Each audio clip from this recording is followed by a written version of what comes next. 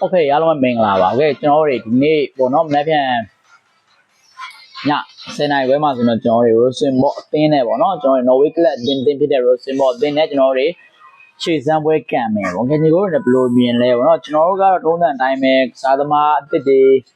အဲ့ပါတော့ကျွန်တော်တို့ Andre Santos တို့ဒါလီမန်တော့တန်ရနေထားနဲ့ဆိုတော့တိတ်တော့ဆင်မပြေသေးဘူးဆိုပေမဲ့ Bruno Fernandes တော့ပြန်ရောက်လာပြီဆိုတဲ့နောက်တစ်ခုမှပထမပိုင်း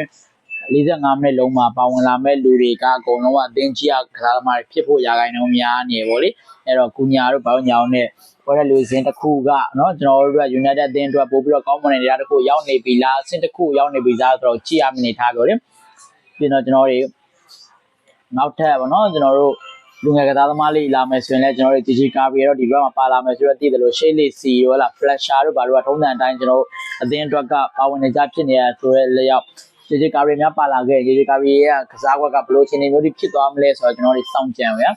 ဒီကိစ္စတော့ဘောနော်ဒါကျွန်တော်တို့မျှော်လင့်လို့ရတဲ့အတိုင်းအတာတစ်ခုလို့ပြောရတဲ့ထဲကနေပြီးတော့မှကျွန်တော်တို့အဓိကမျှော်လင့်ချက်တွေဖြစ်နေခဲ့တာဗောလေလက်ရှိမှာလူငယ်ကစားသမားလေးတွေကိုခေါ်နေတဲ့အဲ့လိုမျိုးကျွန်တော်ဘောနော်လူငယ်အသင်းအောင်ပို့ပြီးဖြည့်တင်းနေတဲ့ Academy ကိုဖြည့်တင်းနေတဲ့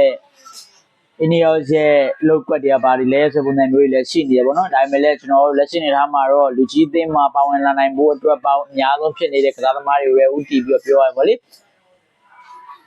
အခု16နှစ်အသင်းမှာပေါ့နော်ကျွန်တော်စပါးစီကနေခေါ်ယူထားတဲ့16နှစ်ကစားသမားတွေရောဒီကစားပွဲမှာပါဝင်ပြီးတော့မှ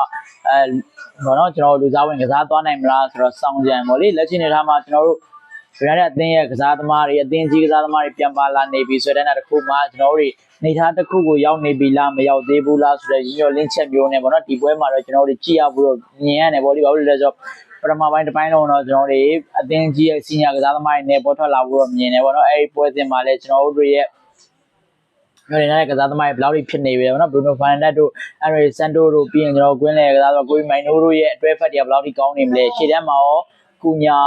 Cisco Ambomo ရဲ့အတွဲတွေကဘယ်လောက်ထိကောင်းနေမလဲပေါ့နော်ဒိုကူတို့ဘယ်လောက်ထိစောင်းဆောင်အောင်ပြသနိုင်အောင်မလဲဆိုတာပြင်အောင်မှလူငယ်ကစားသမားတွေဖြစ်တဲ့နောက်တန်းမှာရှိနေတဲ့ကစားသမားလေးတွေပဲဖြစ်ဖြစ်ရှေ့မှာရောက်နေတဲ့ကစားသမားလေးဖြစ်တာမို့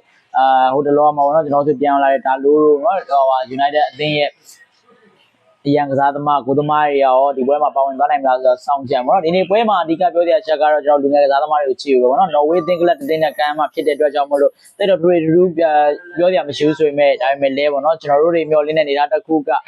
ရှေ့စွမ်းကောင်းတစ်ခုပိုင်ဆိုင်နိုင်ဖို့တော့လိုအပ်တယ်ပေါ့နော်ဒါမှလည်းကျွန်တော်တို့တွေမျှော်လင့်ထားတဲ့ကစားသမားနေရာတစ်ခုရောက်သွားမယ်လို့မြင်တယ်ညီကုန်းတွေနဲ့ဘယ်လိုမြင်လဲပေါ့နော်ဒီပွဲမှာကျွန်တော်တို့ United အသင်းနဲ့ပို့ပြီးတော့ကောင်းလာနိုင်မယ်လို့မြင်လားဆိုတော့ comment လေးမှာမှတ်ရကြအောင်နော်ဒီနေ့တော့ကျေးဇူးများတင်ပါတယ် United Speaker များကျွန်တော်ရဲ့ channel လေးကို subscribe လုပ်သွားပြီးတော့ပြောချင်ပါတယ်